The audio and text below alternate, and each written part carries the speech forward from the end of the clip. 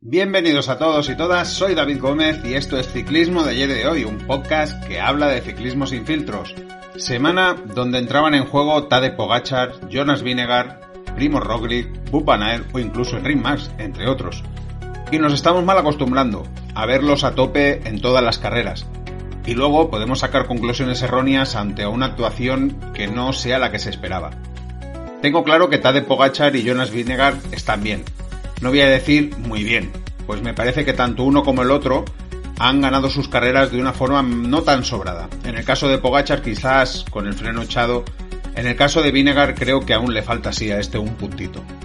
Y luego está Van Aert, Roglič, Mas, que han dejado muchas dudas al respecto de su actuación inicial. Pero lo dicho, quizás este año, sobre todo en el caso de los dos primeros, vayan un poco más verdes para llegar mejor al momento top de su temporada. Lo iremos viendo en las próximas carreras. Al final, lo del algodón no engaña es una frase que también es aplicable al ciclismo. Le podemos poner las excusas que queramos, pero llegará un momento en que tendremos que ver si entran en acción o no y si están al 100% o no. Os recuerdo que tuvimos a Tadej Pogačar en la performance del UAE Tour, que casi tiene más interés por los sprints y abanicos que por la general en sí. Que Jonas Vingegaard estuvo en la Volta ao Algarve, donde me pareció que le sentó bien ese cambio en la última etapa con la crono con llegada en alto. Y allí también estuvo Wout van Aert intentando meterse en los sprints y mucho éxito, aunque sí que pudo hacer una buena crono al final.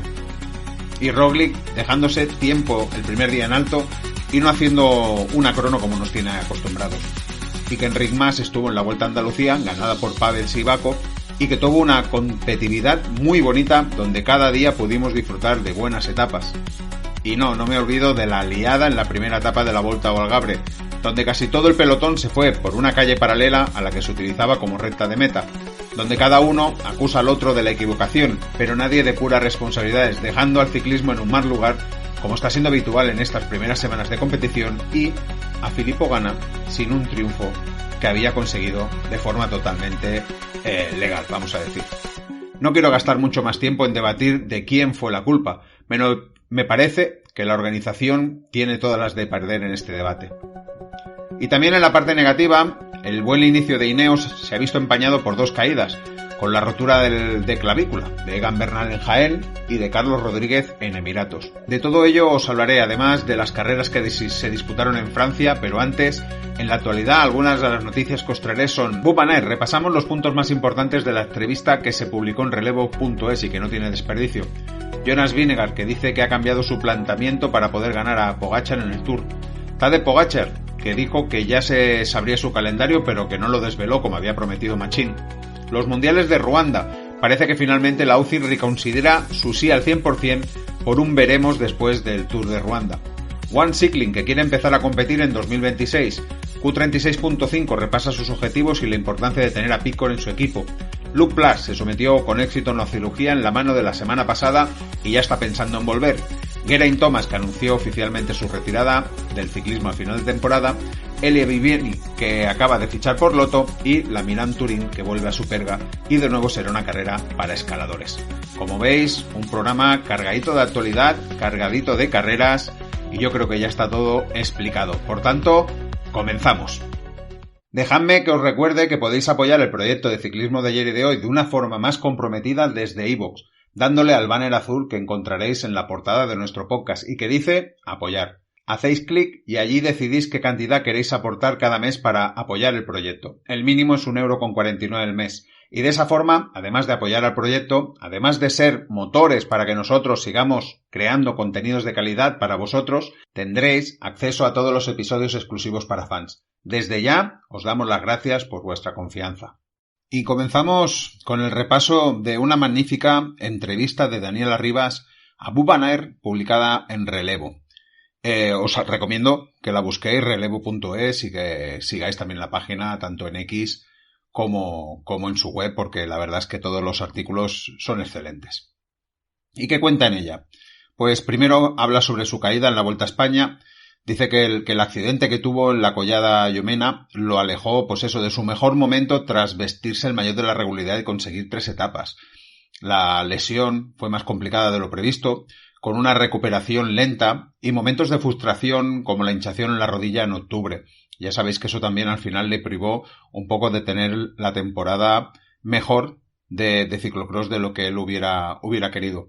Pero la verdad es que sí, que fue muy frustrante. Yo creo que también no solo para él, sino para todos los aficionados, ver esa caída y ver roto ese sueño, ¿no? De Wout van Aert, de quizás no solo conseguir el maillot de la regularidad, sino incluso el maillot de la montaña en esos momentos. Estamos viendo un Wout van Aert en un buen momento de forma y con un mundial a la vuelta de la esquina, que no sabemos si hubiera podido estar en ese grupo de los mejores, pero como mínimo hubiera sido uno de los corredores importantes. Dice también que todo eso le llevó a pensar en una frase flamenca que dice que quedarse quieto es retroceder, y que eso es lo que hizo para afrontar su recuperación y tener un nivel cada vez más exigente con todo lo que ha sucedido. Y que a pesar de las adversidades ve que la competición es una oportunidad constante de aprendizaje y superación y que por eso siempre se va poniendo pequeños retos. También le hablaron sobre la rivalidad que tiene con Mathieu van der Poel y con Tadej Pogačar, dice, y él los considera unos rivales formidables. Hay que pensar que la mayoría de estos grandes corredores tienen el pensar que cuanto más grande es el rival, mejor para ellos para crecer como ciclista, aunque como en el caso de Van Aert, muchas veces tenga que estar a la sombra de Van der Poel, pero muchos quisieran estar en esa sombra, creo yo. La verdad es que es así, siempre ha sido así, siempre lo han dicho tanto uno como el otro. Admite que perdió, pues ajustadamente, monumentos como el Tour de Flandes 2020, pero que no se calienta mucho la cabeza por no haber ganado más monumentos. Recuerdo que hasta el momento tiene solo la Milán-San Remo, y digo solo porque muchos quisieran tener solo la Milán-San Remo. Y soy de los que pienso que me encantaría que Wout van Aert tuviera una oportunidad, como mínimo una más, de poder conseguir un nuevo monumento, porque creo que el ciclismo se lo merece. Valora también Wout van Aert su rol como principal competidor de Van der Poel y cree que esta rivalidad pues será recordada por sus diferencias personales y el estilo de carrera. Recuerda y aprecia que cada vez más es el corredor que más se acerca a Van der Poel y que más competencia le da. Y dentro de esas diferencias personales no dice que se lleven mal, simplemente que solo tienen relación pues dentro de las carreras y que nunca han tenido una relación fuera, y que quizás Van Aert pues dice que es un tipo más familiar y que Van der Poel pues no lo sea tanto y eso les haga diferentes a la hora de tomar decisiones. Sobre 2025 dice que está enfocado en el Tour de Flandes como la mejor preparación para llegar a ella, porque es su objetivo, si no número uno, el principal. Y veremos a ver qué tal está en Lomloop este fin de semana, pero quizás pueda llegar un poco más verde que otros años justamente por eso, para llegar mejor a Flandes. También comenta que le gusta que esté Pogačar en la carrera, en Flandes, pues con él la batalla seguro que dice que la tendrán de más lejos, eso seleccionará mucho el grupo y si tienes un día, dice, para poder seguirlo las posibilidades de ganar aumentan. Y yo añado, ya sabemos lo que cuesta seguir la rueda del esloveno, pero también hemos visto gestas de Van Aert con Van der Poel siguiéndose ruedas y si ellos están al 100% creo que podrían llegar a aguantar esa rueda y sería lo mejor que nos podría pasar a los aficionados ver un duelo así cara a cara 100% hasta el final. Sueña también con una gran batalla en el Tour de Francia, donde Jonas Vingegaard podría, pues eso, intentar ganar a Pogačar al máximo nivel. Cree que le puede ganar.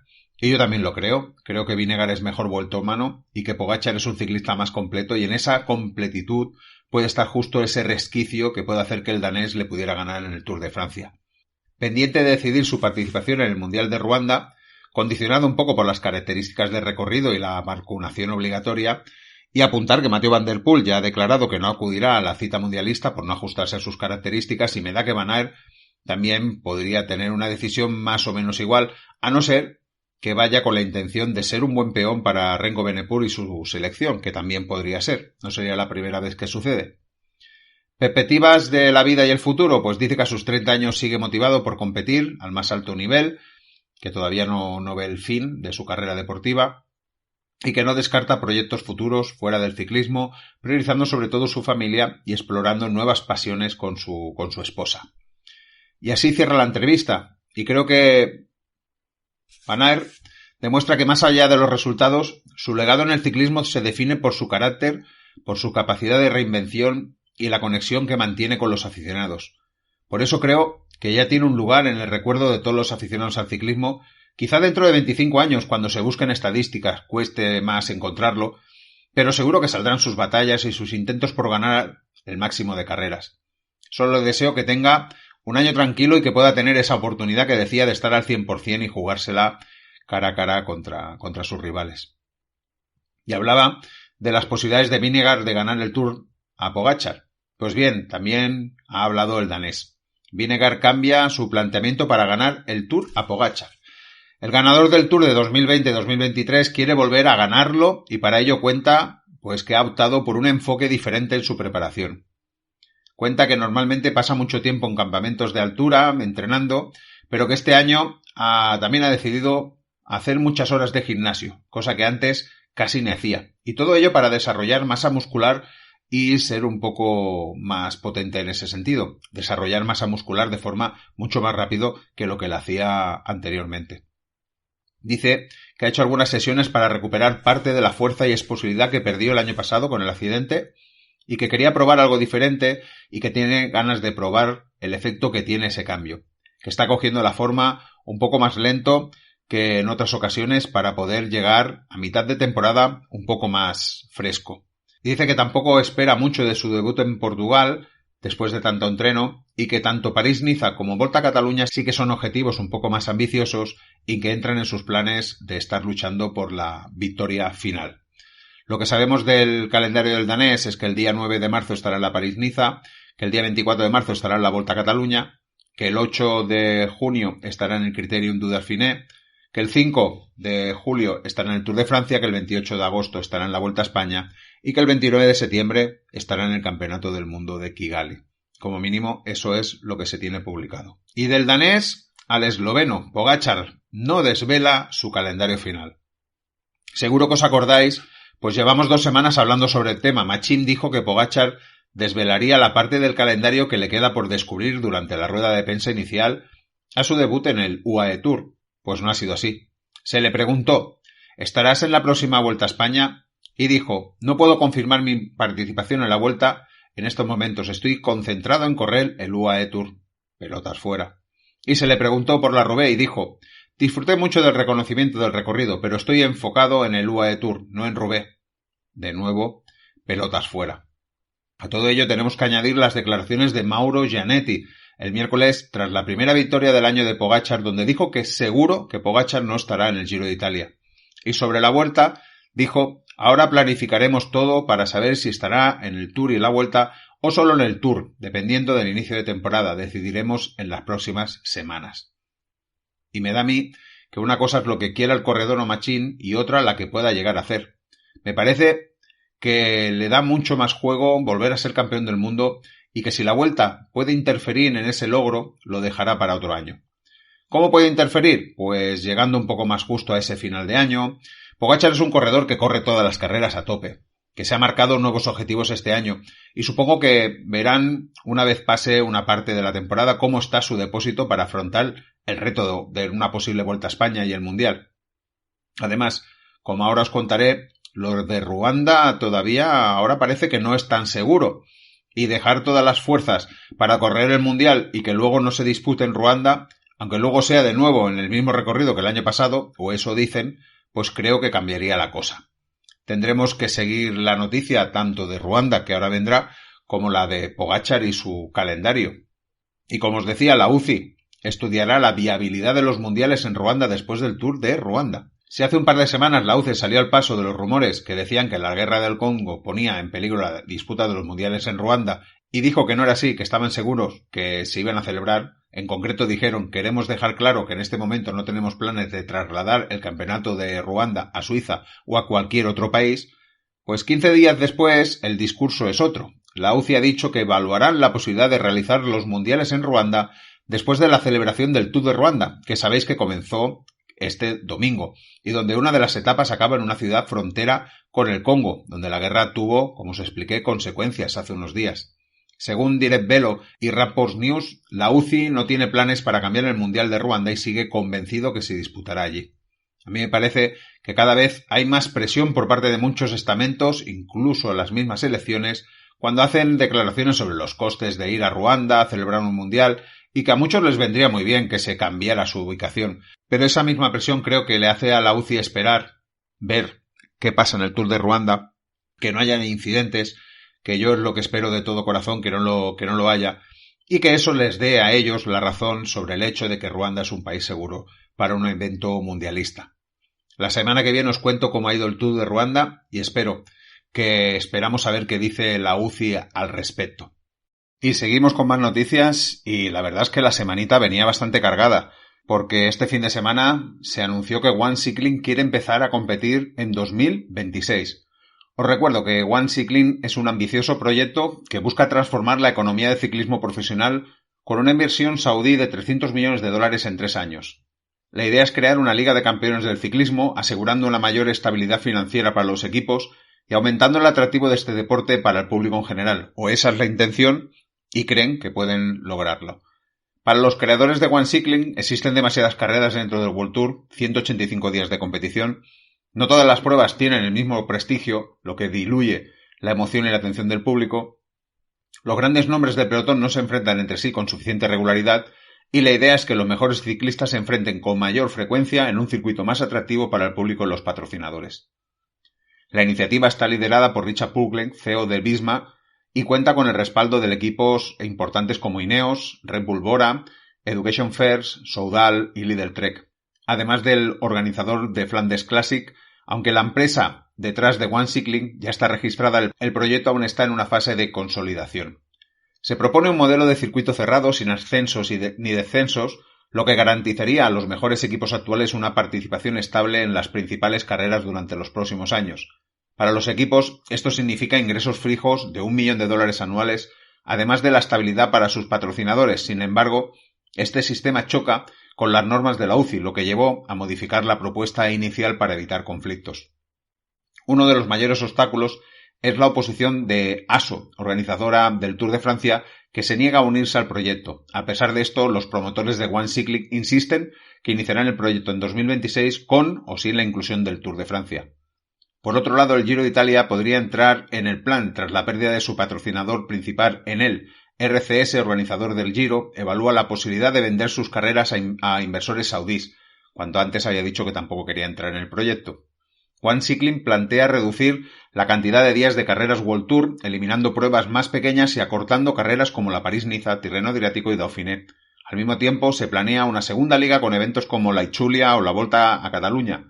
También se estudia la incorporación de nuevas competiciones, incluyendo una gran final en Arabia Saudí con una gala de premios anuales. El proyecto busca centralizar la venta de derechos de televisión y patrocinio con la posibilidad de acuerdos con plataformas como Dance, Amazon, Warner Bros. Sin embargo, existen contratos ya vigentes hasta 2030 con ASO y otros organizadores, lo que complica su implementación. Los promotores garantizan a los organizadores a los ingresos actuales por derechos de televisión y prometen aumentar sus beneficios con nuevos modelos de monetización digital. No sé, a vosotros, a mí todo esto me crea muchas dudas. Aunque lo primero que quisiera apuntar es que el sistema actual tampoco es el mejor y estamos viendo una cierta decadencia en el producto del ciclismo como tal.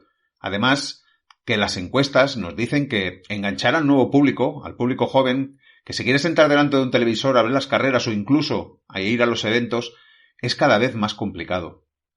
Dudas, muchas dudas. Las primeras, ¿realmente se enfrentarán más los mejores ciclistas entre ellos? Este año, por ejemplo, tenemos a Van Aert, que no irá a la Milán-San Remo, cuando sería una de las carreras que estaría ahí dentro de ese plan, y además es una carrera que se le da bien. O Jonas Vingegaard, que se salta las principales clásicas de un día donde él podría competir, no sé, hablando de Liejas y compañía.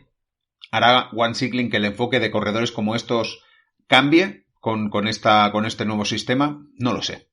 Más preguntas. Si ASO no entra, yo creo que la cosa no puede funcionar. Se quedarían fuera carreras como el Tour, la Vuelta a España, la París-Roubaix, la Lieja-Bastogne-Lieja, la París-Niza, el Criterium Dauphiné, entre otras, ¿cómo se puede quedar fuera de este sistema el evento que genera mayor ingreso en el ciclismo actual? La verdad es que yo no lo veo. Más cuestiones. Tema de derechos de televisión centralizados.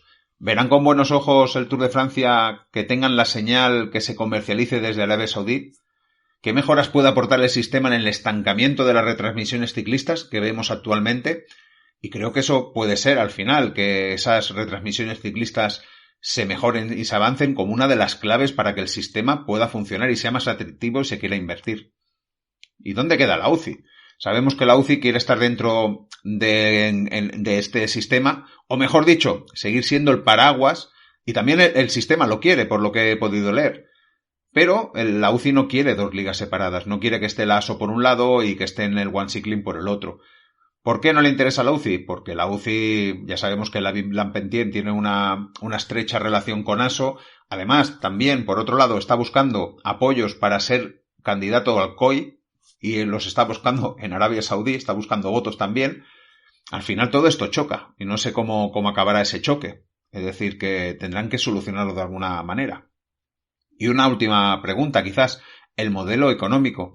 Dice que invertirán 300 millones de dólares en 3 años, pero a mí eso no me parece suficiente. El ciclismo ahora mismo se estipula que está generando 1.400 millones de dólares al año. Se está hablando de 300 millones en 3 años. Ojo. Es una gran diferencia. Vaya, he leído por ahí que dice un economista bastante reputado que para que esto comenzara a caminar deberían ser 500 millones anuales. Es decir, que a ver de dónde se sacan esos dineros. Sí, ya sabemos que los petrodólares tiran mucho. Y luego lo del $1.000.000 a cada equipo, pues no lo sé si son migajas, porque al final estamos hablando de que estos equipos tienen pues más de 30 millones de presupuesto. Es decir, que quizás el pastel es más grande que todo eso, ¿no? No sé. Creo que también quieren hacer carreras en grandes ciudades tipo circuito para vender entradas. Y yo me pregunto, ¿a cuántos aficionados al ciclismo les interesa eso? Luego parece que también quieren seguir con el calendario tradicional, pero que dejarían fuera carreras importantes como la Etxulia y la Volta a Cataluña, que pasarían a ser de segunda división, como hemos dicho antes. Pero no sé, dice que también que el One Cycling le diría a sus equipos que pueden ir a correr la Etxulia y la Volta a Cataluña.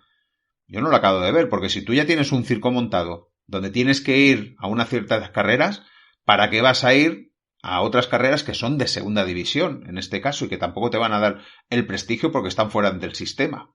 No sé. Como veis, muchas dudas sobre la mesa, aunque los que están cerca de la información creen que sí que tirará adelante el proyecto para la próxima campaña. Y no por ser pesado, pero ¿dónde se quedarían los ascensos y descensos de este año? Está claro que el ciclismo necesita repensarse desde la base hasta las más altas instancias, pero no sé yo si One Cycling es el camino, o si es el camino no sé si todavía hay que pulirlo un poquito. No sé, me encantaría saber vuestra opinión al respecto, porque la cosa tiene mucha miga. Vamos con otras cosas. Q36.5 repasa sus objetivos y la importancia de tener a Tom Pidcock en su equipo. Empezamos por los objetivos. El equipo busca consolidarse como equipo para wildcards en las primeras competiciones, en las principales competiciones, destacando la inversión estratégica realizada durante los últimos años. Es por ello que se hizo un esfuerzo económico para traer a Tom Pidcock al equipo, pues consideran que con él pueden tener muchas más posibilidades de conseguir esas invitaciones. Sobre el fichaje de Tom Pidcock, pues dicen que es considerado un punto de inflexión para el equipo. Su versatilidad, liderazgo y profesionalismo han transformado la mentalidad y ambiciones de todos los corredores. Dice que con Pogačar ahora sí que tienen un corredor que les puede garantizar un 100% de posibilidades de poder ganar en muchas carreras, cuanto antes quizás tenían un 60 o un 80%. Además, con su experiencia, dice el manager, saben que un gran corredor hace que los otros den el 100% por él de la misma forma, y así es más fácil de tener más posibilidades de victoria y que el equipo se contagie y lleguen otras victorias, como parece que está sucediendo. También dicen que centran sus esfuerzos en las clásicas con montaña y buscan a largo plazo poder apoyar a Pidcock para brillar en un gran Tour. Cuidado. Sí que es cierto que la falta de invitaciones genera incertidumbre, especialmente para mantener el interés de los patrocinadores, sobre todo para los grandes eventos y las grandes vueltas.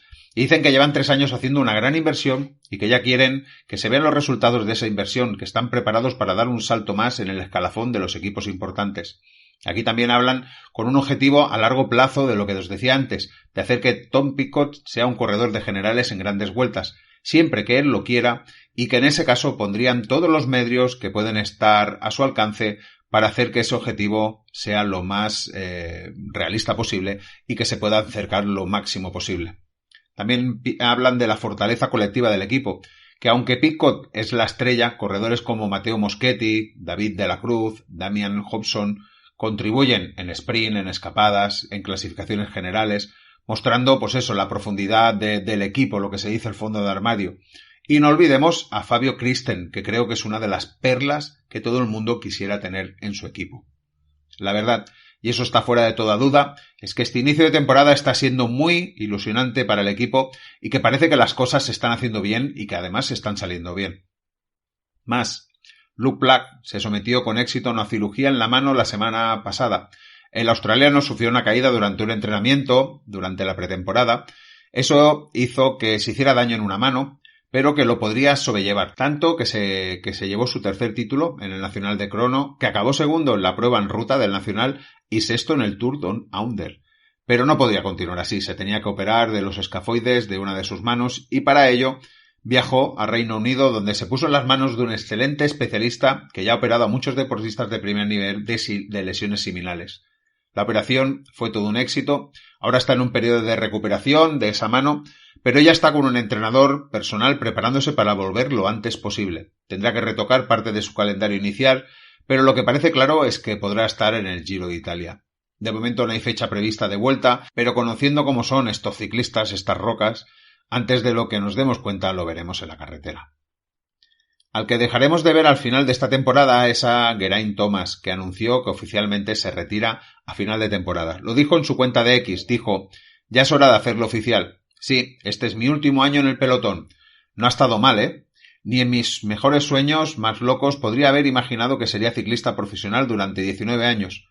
Habrá mucho tiempo para reflexionar, pero primero tengo que prepararme para unas cuantas competiciones importantes. Thomas, que será recordado por su triunfo del Tour de Francia de 2018 y por sus victorias en Criterium de Dauphiné, Tour de Suiza, Tour de Romandía y París-Niza, 4 de las 7 mejores carreras de vueltas por etapas de una semana. Pero yo creo que también se le recordará por su tercer puesto en 2022 en el Tour de Francia, cuando se le daba por defenestrado y salvó los muebles de Ineos en aquel Tour, solo por detrás, ojo, de Vingegaard y Pogačar. O por sus dos siguientes actuaciones en el Giro de Italia, sobre todo la de 2023, cuando se quedó a las puertas de la victoria, con el paripé, si os acordáis, del cambio de casco en la crono final, o la aparición del amigo de Roglic para darle un milagroso empujón. Al año siguiente volvió y, como buen profesional, volvió a quedar tercero, es decir, que eso siempre ha sido un currante, por detrás de Pogačar y el sorprendente Daniel Felipe Martínez. 25 victorias, quizás no sean muchas. Nunca fue un ganador nato, pero la verdad es que al final su regularidad y el saber aguantar pues le han llevado al final a tener muy buenas plazas. A ver, no le tenemos que pedir peras al olmo. Nunca ha sido un corredor explosivo Geraint Thomas, ni de hacer unos ataques así explosivos, pero bueno, él estaba siempre ahí, siempre estaba allí. Y el que no se despide por el momento es Elia Viviani, que acaba de fichar por Lotto. No le quedó sitio en Ineos, se tuvo que ir, y a sus 36 años, el sprinter, pues parecía que podía ser su final de carrera deportiva. Pero saltó la noticia al saberse que había llegado a un acuerdo con Lotto para este 2025. Creo que aquí se han juntado dos cosas. La primera, que Lotto comenzó 2025 con una plantilla más bien reducida. En los últimos 2 años habían tenido 29 corredores y ahora mismo, antes de fichar a Elia Viviani, tenían 25. Ya lo comenté en la guía de ciclismo cuando os hablé de Lotto, que yo no descartaba algún fichaje de última hora, como así ha sido, y creo que aún podría venir alguno más. Y segundo, el corredor puede ser una buena pieza para ese calendario alternativo que también sabe buscar Lotto en pos de esos puntos que lo llevarían, si no pasa nada, de nuevo al World Tour. También sería bueno para el calendario paralelo Arnaud Delis, que no puede estar en todas, o Milan Mentel, al final podían compartir carreras. El corredor manifestó que quiere seguir sprintando al máximo para conseguir cada victoria, pero al mismo tiempo quiere transmitir, su experiencia a un equipo que es muy joven. Y en ese último punto yo creo que es muy importante, pues 15 de los 26 corredores de la plantilla de Lotto tienen menos de 25 años y se pueden ver en Viviani algunas cosas para poder crecer como corredores. Según Stefan Eulot, dice: conozco a Elio Viviani desde hace 10 años, nuestros caminos se han cruzado en equipos anteriores, por eso estoy encantado de anunciar su llegada y darle la bienvenida a nuestro equipo. Elia aporta una gran experiencia que puede compartir con nuestros jóvenes corredores y al mismo tiempo estoy convencido de que todavía tiene un papel importante en el desempeño en los sprints. Tenemos que recordar que los mejores momentos de Viviani fueron en 2018 y 2019, coincidiendo con su paso por otro equipo belga, el Quick Step. Eso no quiere decir que vaya a hacer lo mismo, pero que seguro que tiene un puntito más poder volver a un equipo belga como ellos trabajan y quizás veamos alguna cosa chula de Viviani esta temporada. 89 victorias como profesional, la última del 12 de octubre de 2023, donde ganó una etapa en el Green Tour of Guangxi. El año pasado no tuvo, por tanto, ninguna victoria y creo que podría ser un pequeño reto, ¿no? Ese de poder lograr en este 2025 una victoria y que yo creo que incluso es noticiable.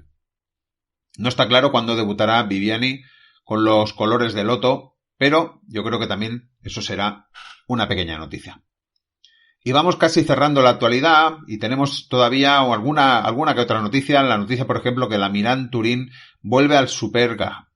La carrera más antigua del mundo, que se disputará el 18 de marzo, llevará a los corredores de nuevo a Superga.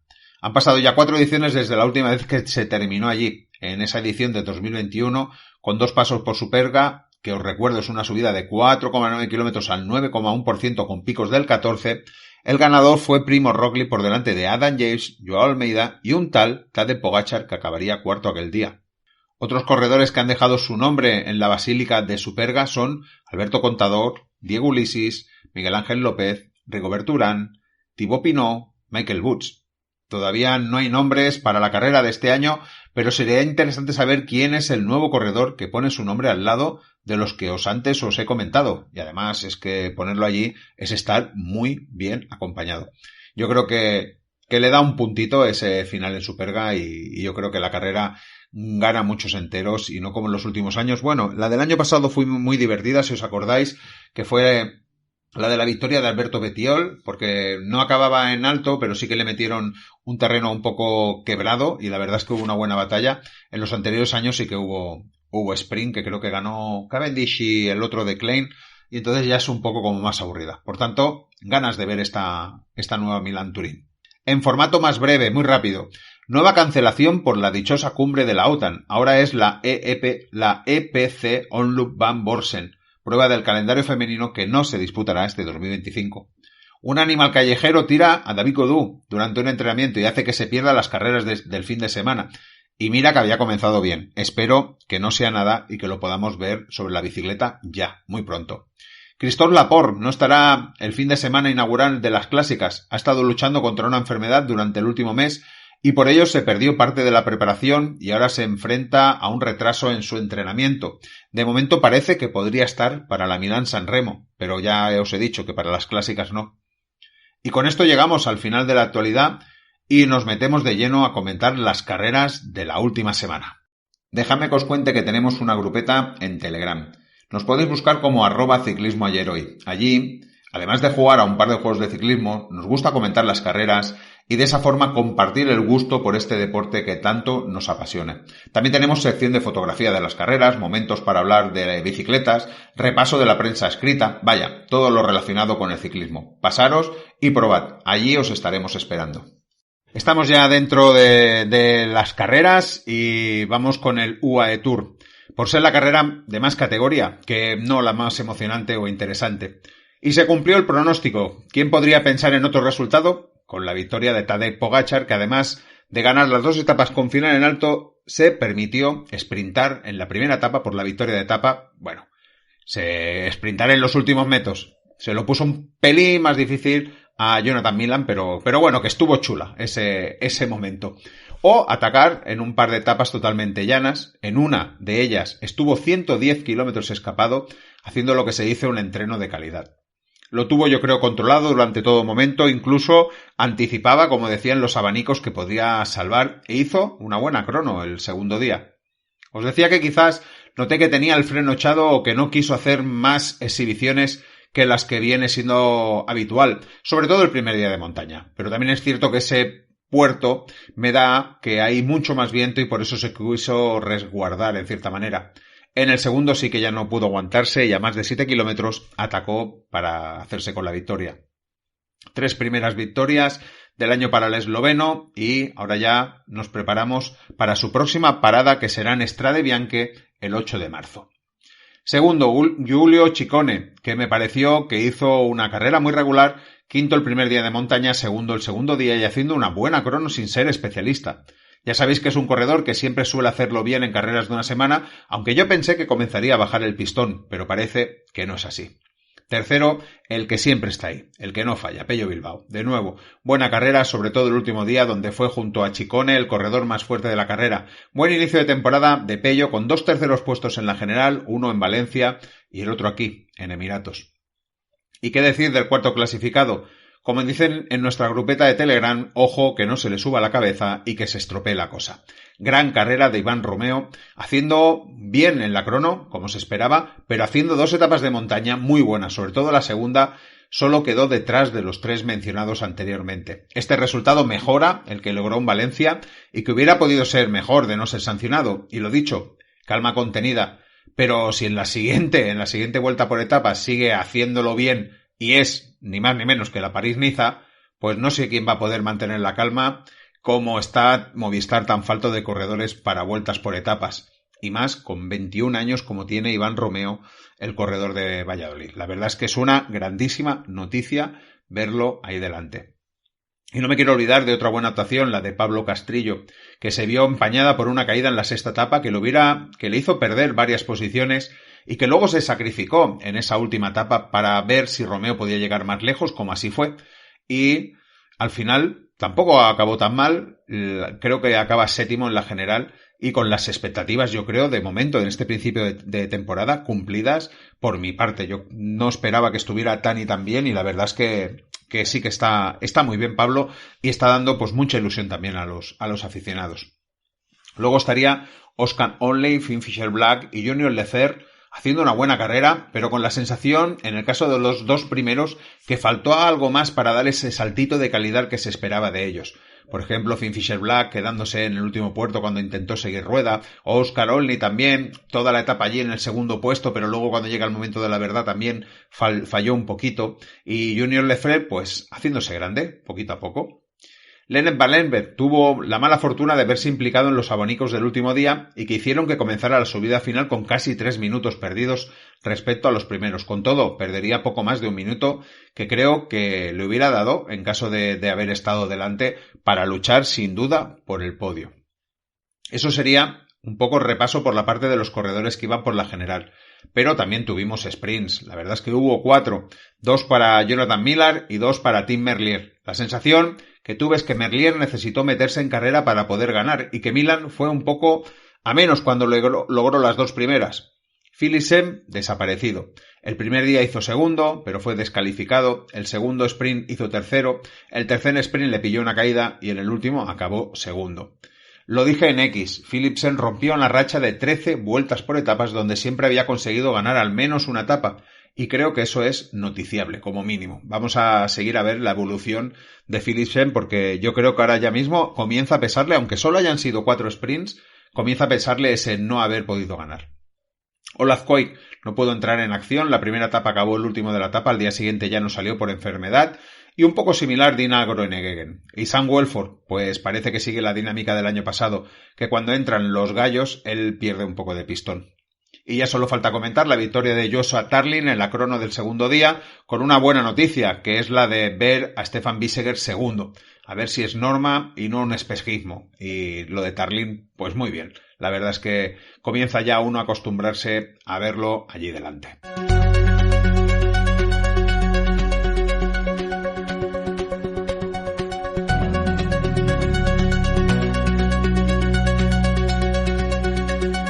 Estamos ya con las otras carreras de la semana y empezamos, que parece que hace un mundo, con la clásica de Jaén Paraíso Interior.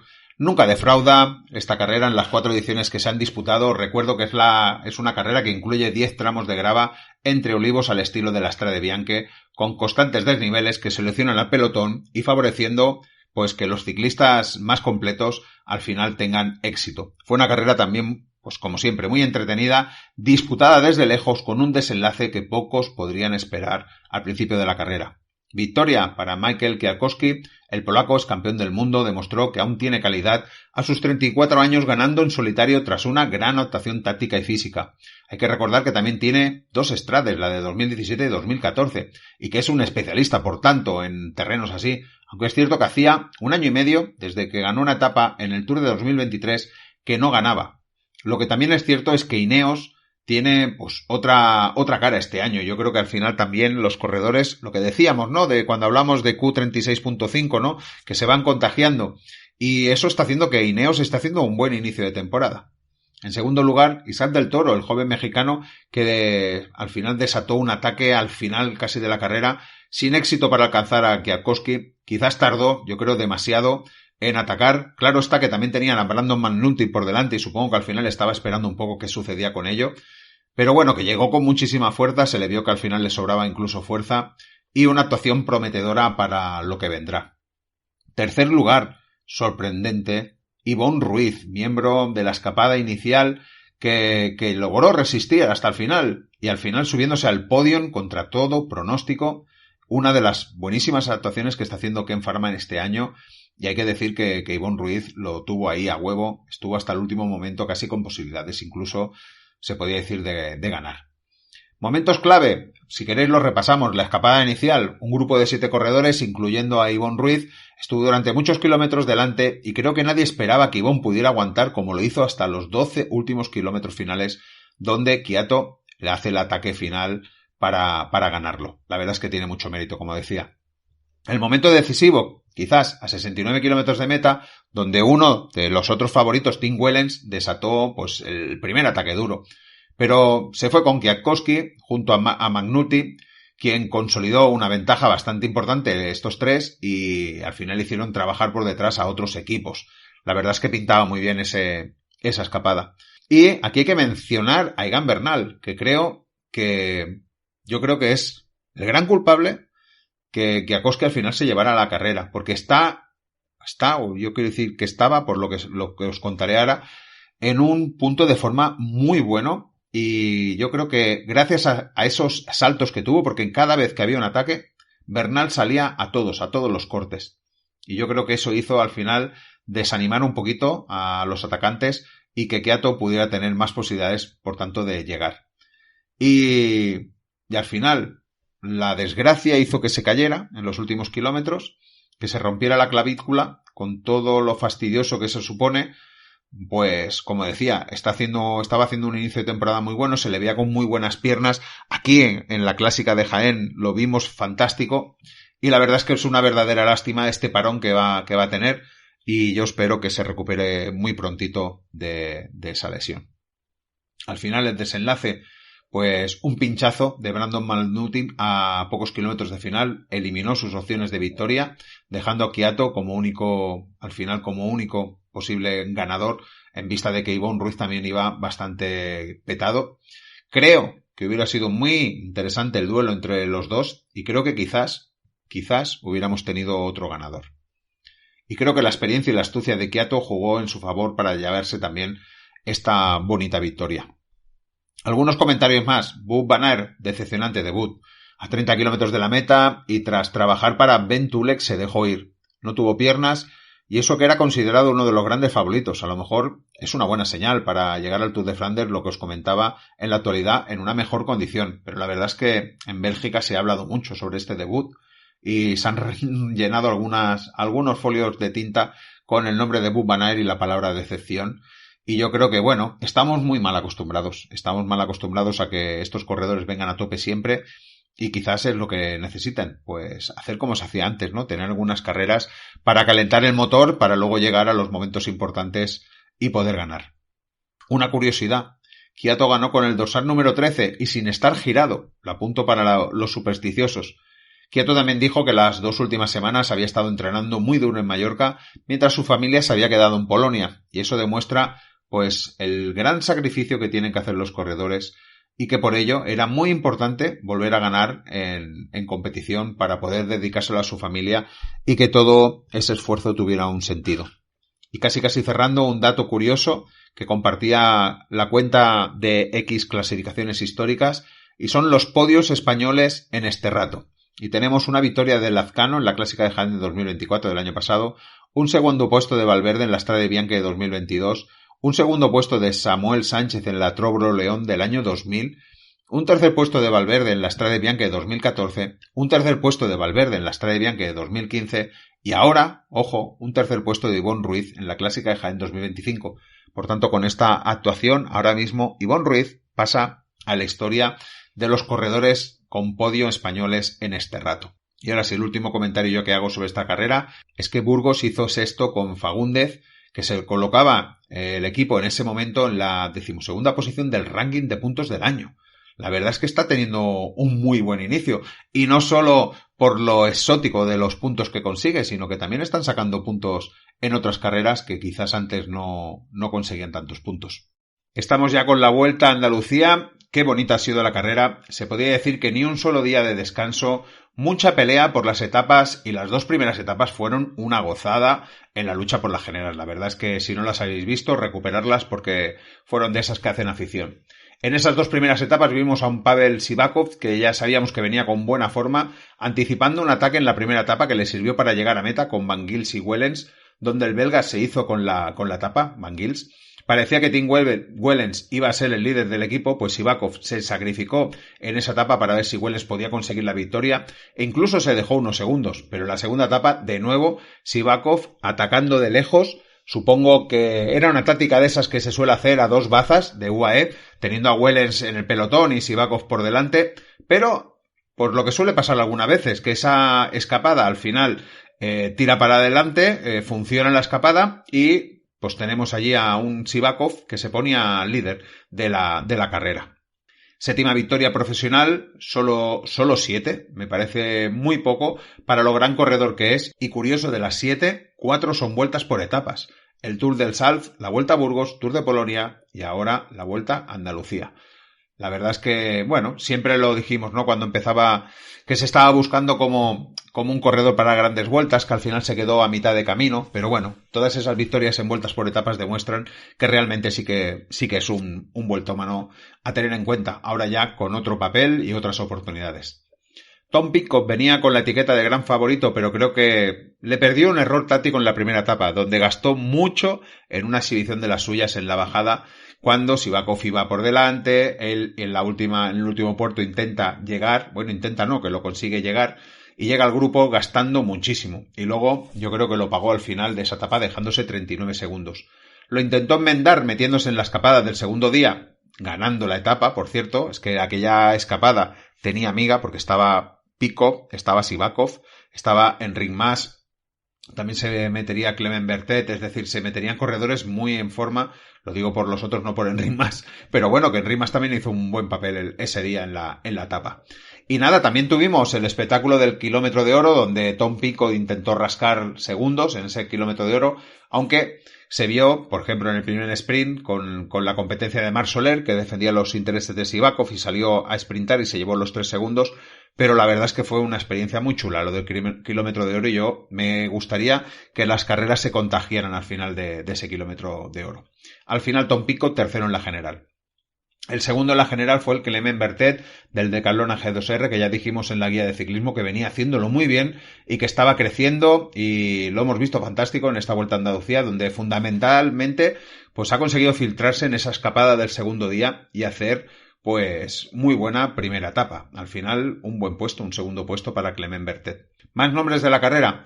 Otro que se presumía como favorito era Maxime Van Gils, que ya os he dicho que se llevó la primera etapa, pero que no pudo hacer nada en la segunda, donde se dejó todas sus posibilidades de ganar la carrera. Acabó cuarto en la general y peleando todos los sprints para hacerse con el maillot de la regularidad. La verdad es que le salió un poquito rana esa segunda etapa. Y no podemos dejar de hablar de Movistar con la victoria de Jon Barrenechea. Ya venía avisando de su buen inicio de temporada en Mallorca. Se pudo colar en una de las escapadas numerosas de esa quinta y última etapa y supo resolver para conseguir su segunda victoria profesional después de ganar el año pasado en el circuito de Guecho. Qué bien también pinta Jon Barrenechea. La verdad es que Movistar, de momento, se tiene que decir, lo está bordando casi en todos los días. Apuntar que Enric Mas no estuvo fino el primer día, donde se dejó más de 7 minutos. Estaba delante, tuvo un pinchazo, no pudo volver a conectar y se dejó ir. O eso cuentan desde Movistar. Pero el segundo día sí que lo vimos activo, metiéndose en esa escapada que comentábamos, y también lo intentó en alguno de los otros días y se puede decir que ha sido una buena puesta a punto. Vamos a ver cómo está este fin de semana en las dos interesantes pruebas de un día que tenemos en Francia, que luego os comentaré, que son para corredores escaladores. La verdad es que yo creo que también es un buen test el que puede tener Enric Mas este fin de semana. Y me falta comentar la victoria al sprint de Alexander Kristoff, 97 victorias de Kristoff, que quiere llegar a las 100, eso comentaba. Hace 8 años que nadie entra en ese club de los 100, desde 2005 lo han hecho, en 2006 entró Petaki, en 2007 McEwen, en 2012 Tom Bonen, en 2013 Cavendish y Greipel, y en 2017 Valverde y Peter Sagan. Así que Kristoff está ahí tocando, llamando a las puertas. Lo que sí consiguió es igualar a Diego Ulisses con 15 temporadas consecutivas consiguiendo al menos una victoria World Tour o Pro Tour, que también se dice pronto, no fallar ninguna temporada.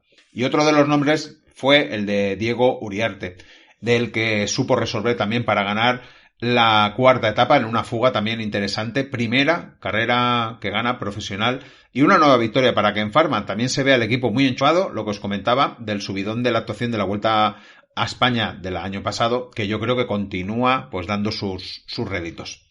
Y nos vamos a Portugal. Y en Portugal, pues lo comentado, no es una carrera que suele ser muy divertida porque tampoco los puertos son demasiado exigentes y este año además el primer puerto era el flojito, en la de la segunda, el de la tercera etapa, creo que era, y luego, el de la segunda etapa. Y luego el último, que normalmente es en etapa en línea, pues esta vez fue una crono y quizás sí que le dio un poquito más de emoción a la carrera.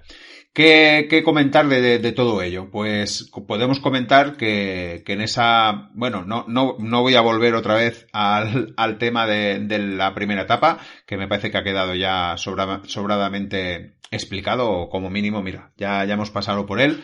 Después de esa primera etapa fallida, llegó el Alto da Folla, donde vimos a un Jan Christen en un pletórico, en un momento de forma estupendo, y con un Joao Almeida que tuvo que frenar. Yo creo que se frenó incluso para que su compañero, que iba por delante escapado, Joao Almeida venía desde atrás, pues pudiera ganar la etapa. Se ponía Jan Christen como líder, con Joao Almeida segundo. Y ahí también tuvimos a Román Bardet, que desgraciadamente luego tuvo una caída y tuvo que abandonar, pero ahí acababa cuarto en esa etapa, con Antonio Morgado quinto, Lawrence de Plus tercero, que también iba por delante, había atacado, es el que rompió las hostilidades. Aquí vimos a Jonas Vingegaard, que llegaba a 10 segundos, es decir, sí que intentó un ataque a 2 kilómetros para final, pero no pudo descolgar a nadie. La verdad es que eso que os he comentado en la editorial, ¿no? Que a lo mejor le faltaba un puntito, lo digo por eso. Y aquí sí que yo creo que Primož Roglič, que era una etapa que le venía como anillo al dedo, también se deja aquí 13 segundos. La verdad es que no estuvo muy fino Primož Roglič en esta jornada. Después de eso vino un sprint que se lleva Jordi Meus, la verdad es que con bastante claridad. Y aquí también, aquí hubo también polémica porque Dainese también fue descalificado al llegar segundo y además recibió una tarjeta amarilla por ello. Tudor dijo que era injusto. Bueno, la verdad es que es un poco raro. Los jueces estamos viendo últimamente que se están poniendo muy serios con esto de cambiar la ruta del sprint. Y en la cuarta etapa también hubo un poquito de polémica con la victoria de Milan Fretin, que le está salvando los muebles a Cofidis en esa pelea contra Astana. Victoria muy buena de Milan Fretin por delante de Jordi Meus. Y la polémica viene de una queja que hizo Visma porque dijo que Milan Fretin se había cruzado por delante de Van Aert.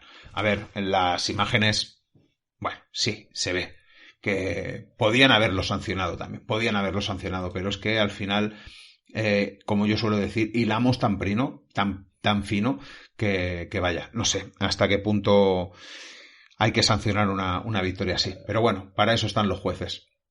Y nos quedaba ya la última etapa, que era la crono, donde en principio yo a Almeida tenía todas las de ganar, tenía que defenderlo, pero tampoco tenía mucha distancia con Jonas Vingegaard. Al final Jonas Vingegaard se lleva la crono por delante de Wout van Aert a 11 segundos, que la verdad es que bueno, eso le da un poquito, yo creo que le da un poquito de respiro de cara al fin de semana que le viene.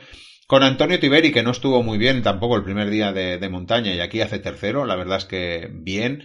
Y con un Joao Almeida que al final acabó sexto en esta etapa, y lo más noticiable es que Primo Roglic acabó en la 12ª posición a 49 segundos de Vingegaard. Por tanto, yo creo que Primo Roglic sí que es cierto que viene con un puntito menos, o está un poquito más verde. Al final Vingegaard primero, Almeida segundo, Laurens de Plus tercero, de Ineos, aquello que comentábamos, que bien ha empezado Ineos también, dando la cara, la lástima de esas caídas que han mermado pues tanto a Egan Bernal como a Carlos Rodríguez.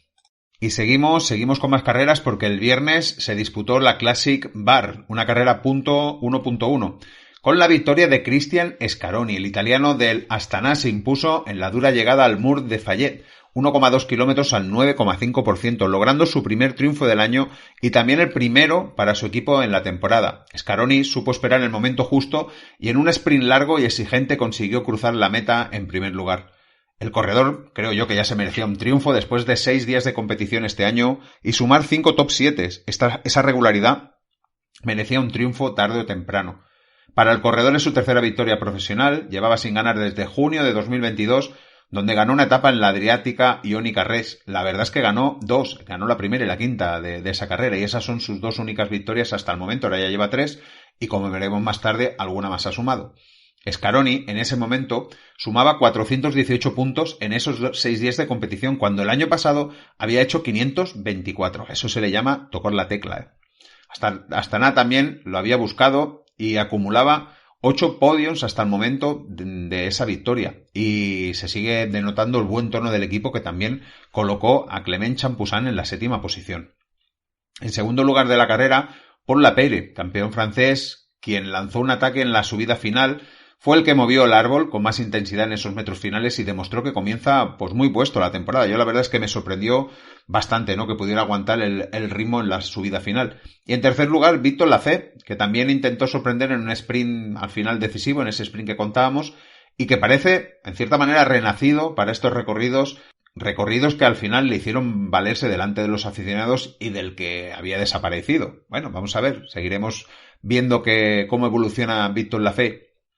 Apuntar el buen trabajo de Bahrein Victorious, que tenía 2 posibles favoritos como Santi Buitrago, que acabó quinto, y Lenny Martínez, que acabó octavo, y de Decathlon G2R, que no ganó, pero colocó también, como he comentado, a Lapeyre y Lafay. Esos 2 equipos fueron los que más pusieron para llegar a esos metros finales con posibilidades de victoria.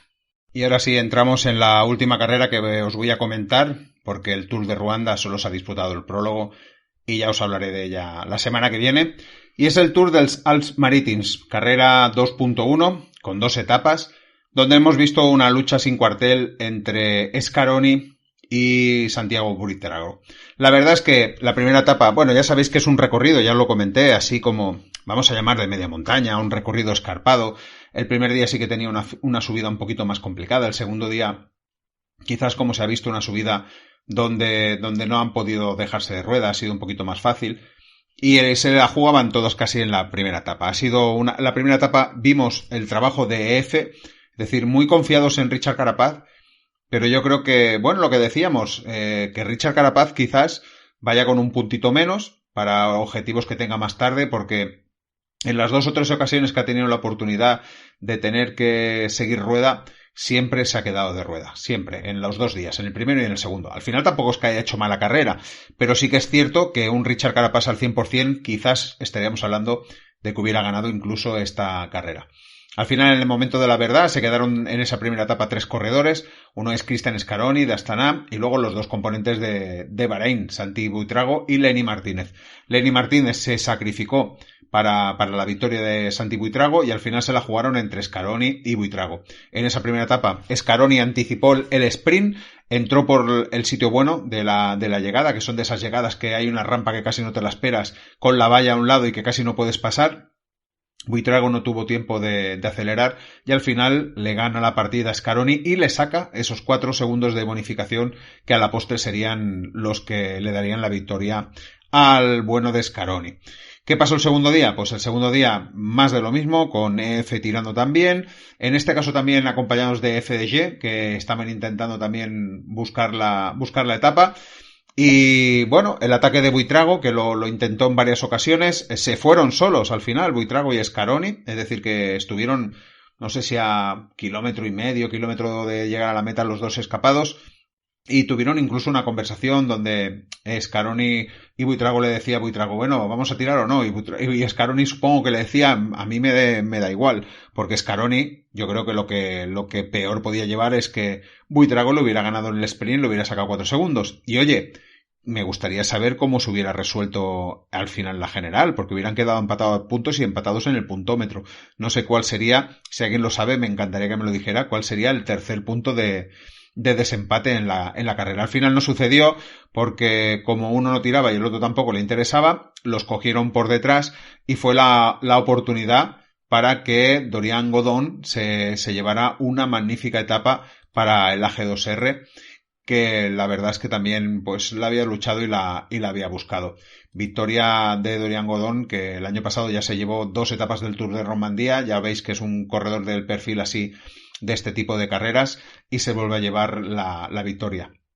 Y si decíamos que Cristian Scaroni llevaba un cierto tiempo sin llevarse ninguna etapa, pues mira, ahora se ha llevado una etapa y una general y suma y sigue de Astana en esta pelea que tiene directa con Cofidis, que la verdad es que se está poniendo muy, muy, muy interesante.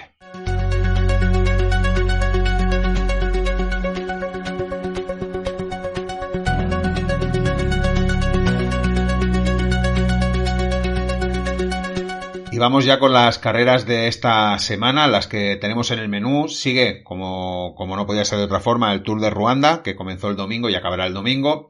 El miércoles, de miércoles a domingo, tenemos O Gran Camino 2.1, carrera que crece un día, serán 5 etapas que recorrerán las 4 provincias gallegas y que como novedad, la primera etapa se iniciará y acabará en la vecina Portugal.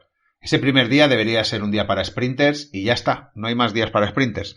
El segundo día con final en Astrada, donde se llegará a un final de 1,9 kilómetros al 5,6%, pero es que antes, a pocos kilómetros del final, el Alto de San Vicenzo, de 2,5 kilómetros al 7,6%, yo creo que es un sitio ideal para atacar y desgastar. El tercer día, una crono de 15,5 kilómetros, pero con una subida a mitad de recorrido de 4,9 kilómetros al 5,7%, que hará que le ponga un poquito de salsa a esta crono.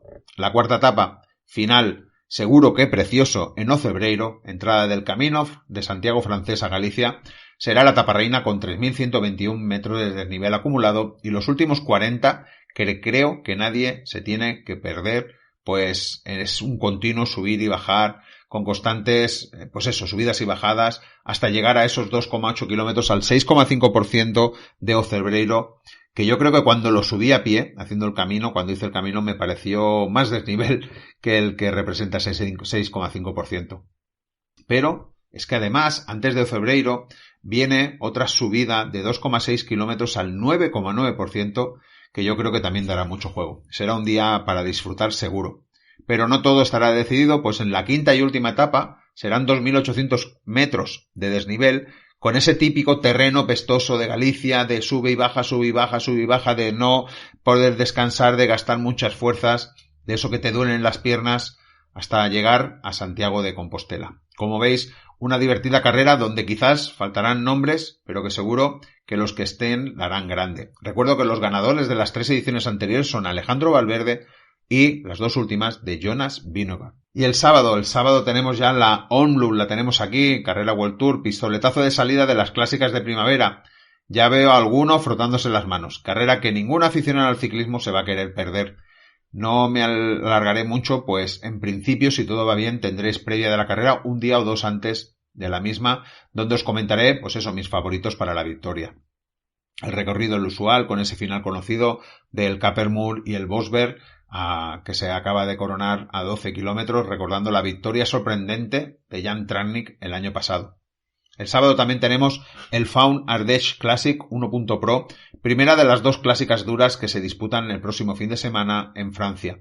Más de 3.000 metros de desnivel. El año pasado vimos una bonita carrera con la victoria de Juan Ayuso, que en principio estará para repetir victoria, pero no lo tendrá fácil porque viendo ahora la Starlist provisional tenemos a Enric Mas, a Carapaz, a Bardet, a Skelmos, a Hirschi, a Valentín Paret-Pentre, también estará su hermano Aurelien, a Sivakov, a Del Toro, a Gregoire, a Uldebroek. Como veis, una participación de lo más interesante. Y al día siguiente, el domingo, Found Drone Classic 1.pro, la revancha, un poco menos exigente que la primera, pero bueno, que son más de 2.300 metros, que yo creo que son suficientes para hacer daño, y la Starlist yo creo que será la misma o casi la misma, y el año pasado vimos pues a Mark Hirschi ganar por delante de Juan Ayuso. Y cerramos el domingo con la Kurne Bruselas Kurne 1.pro. Seguro que recordaréis la fantástica carrera que vimos el año pasado con el trío Wout van Aert, Tim Wellens y Oyer Lazcano haciéndose grande en esa carrera. Menos dureza al final que la on-loop en la parte final, pero más concentrada en la primera parte de la carrera, que yo creo que al final resulta igual de divertida que en la on-loop.